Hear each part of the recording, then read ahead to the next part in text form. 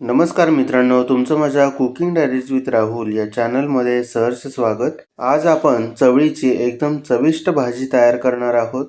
हे पहा मित्रांनो, सर्वात आधी या रेसिपीसाठी मी इथे चवळी सोलून घेतलेली आहे. आता ही ताजी चवळी आपण कढईमध्ये घालूयात आणि 2-3 मिनिट भाजून घेऊयात. भाजण्यासाठी तेल घालायची काही गरज नाही. आता गॅस ऑन केलेला आहे.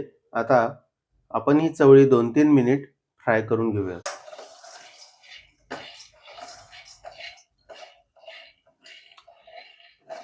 मित्रांनो, आता चवळी फ्राय करून झालेली आहे. आता याचा छान सुगंध सुद्धा सुटलेला आहे. आपण ही चवळी एका प्लेटमध्ये काढून घेऊयात. आता आपण याच कढईमध्ये भाजीसाठी तेल घेऊयात. 3 ते 4 चमचे तेल घेतलेलं आहे. आता तेल तापलेलं आहे. आपण यामध्ये थोडीशी मोहरी घालूयात. मोहरी तडतडल्यानंतर अर्धा चमचा जिरे घालूयात. थोडीशी चिमूटभर कढीपत्त्याची पावडर घालूयात. आता मिक्स करून घेऊयात. थोडीशी हळद घालूयात. आता इथे अर्धा चमचा धनेपूड घेतलेली आहे ती घालूयात. पाव चमचा गरम मसाला आणि इथे 1 ते 1.5 चमचा घरचा लाल मसाला घेतलेला आहे तो घालूयात. आणि आता व्यवस्थित मिक्स करून घेऊयात. गॅसची फ्लेम एकदम लो ठेवायची आहे, म्हणजे आपले मसाले करपणार नाहीत. आता मसाले फ्राय करून झालेले आहेत. आपण चवळी घालूयात. चवळी घालून झाल्यानंतर मसाल्यामध्ये मिक्स करून घेऊयात.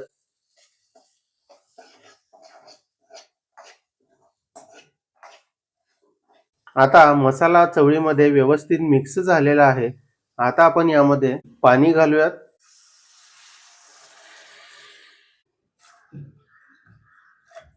इथे मी 1.5 ग्लास पाणी घातलेलं आहे. तुम्ही तुमच्या गरजेनुसार पाणी घालू शकता. आता पाणी घातल्यानंतर पुन्हा आपण मिक्स करून घेऊयात. मिक्स करून झालेलं आहे. आता आपण चवीनुसार मीठ घालूयात. मीठ घातल्यानंतर मिक्स करून घेऊयात.